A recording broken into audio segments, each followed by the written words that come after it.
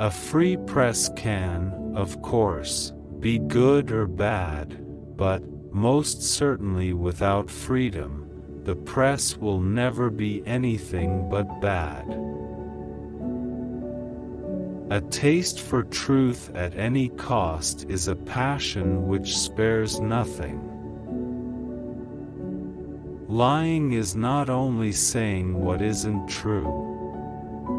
It is also, in fact especially, saying more than is true and, in the case of the human heart, saying more than one feels.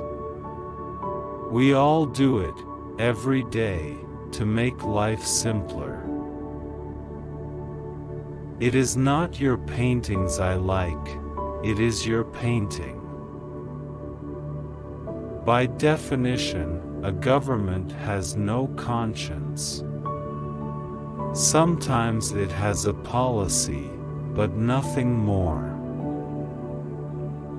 An intellectual is someone whose mind watches itself. There is no fate that cannot be surmounted by scorn. We are all special cases. Real nobility is based on scorn, courage, and profound indifference. In order to exist, man must rebel, but rebellion must respect the limits that it discovers in itself, limits where minds meet, and in meeting, begin to exist. At any street corner the feeling of absurdity can strike any man in the face.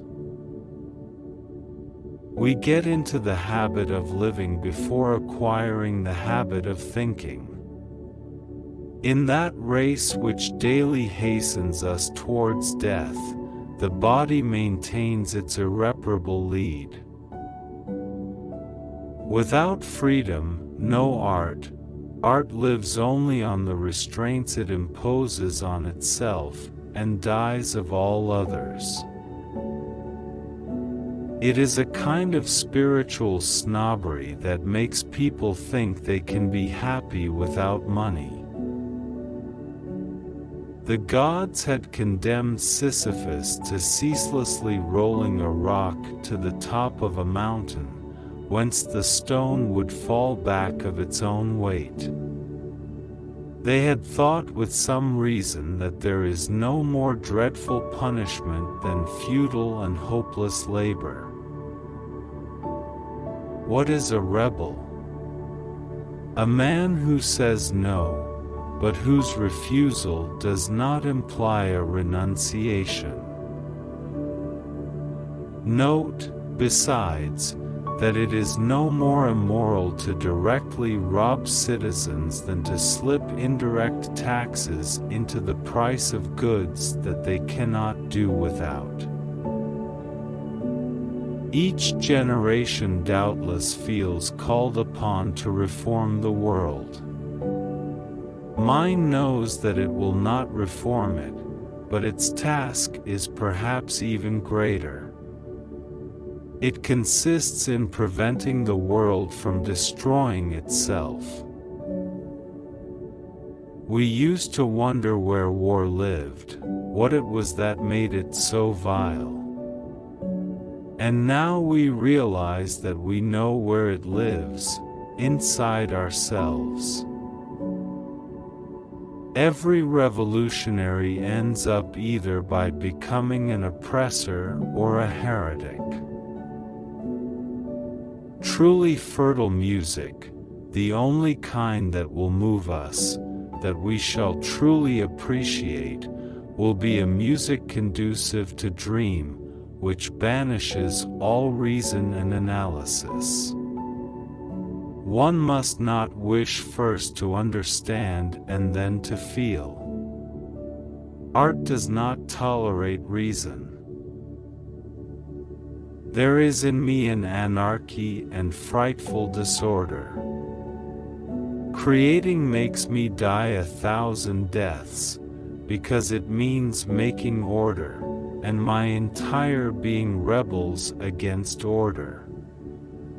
But without it I would die, scattered to the winds. To be famous, in fact, one has only to kill one's landlady. The modern mind is in complete disarray. Knowledge has stretched itself to the point where neither the world nor our intelligence can find any foothold. It is a fact that we are suffering from nihilism. The real passion of the 20th century is servitude.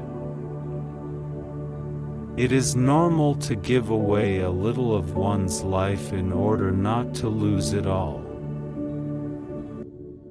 At 30 a man should know himself like the palm of his hand, know the exact number of his defects and qualities, know how far he can go, foretell his failures, be what he is. And, above all, accept these things. Too many have dispensed with generosity in order to practice charity. In order to understand the world, one has to turn away from it on occasion. The world is never quiet, even its silence eternally resounds with the same notes, in vibrations which escape our ears. As for those that we perceive, they carry sounds to us, occasionally a chord, never a melody. There is but one truly serious philosophical problem, and that is suicide.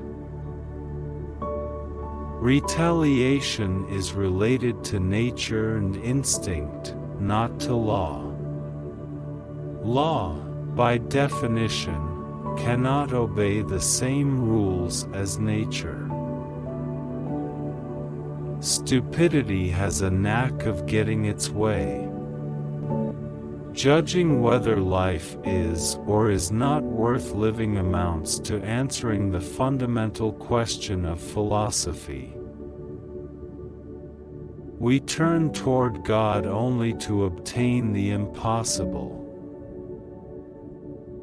I grew up with the sea, and poverty for me was sumptuous. Then I lost the sea and found all luxuries gray and poverty unbearable. The day when I am no more than a writer, I shall cease to be a writer. Every time somebody speaks of my honesty, there is someone who quivers inside me. All that I know most surely about morality and obligations I owe to football. Ah, mon cher, for anyone who is alone, without God and without a master, the weight of days is dreadful. Rebellion cannot exist without the feeling that somewhere, in some way, you are justified. Heroism is accessible. Happiness is more difficult. Only a philosophy of eternity, in the world today, could justify nonviolence. To govern means to pillage, as everyone knows. Man is an idea, and a precious small idea once he turns his back on love. Man wants to live, but it is useless to hope that this desire will dictate all his actions. One leader, one people, signifies one master and millions of slaves. Working conditions for me have always been those of the monastic life, solitude and frugality. Except for frugality, they are contrary to my nature, so much so that work is a violence I do to myself. When you have really exhausted an experience, you always reverence and love it. Every man needs slaves like he needs clean air. To rule is to breathe, is it not? And even the most disenfranchised get to breathe. The lowest on the social scale have their spouses or their children. To correct a natural indifference, I was placed halfway between misery and the sun. Misery kept me from believing that all was well under the sun, and the sun taught me that history wasn't everything.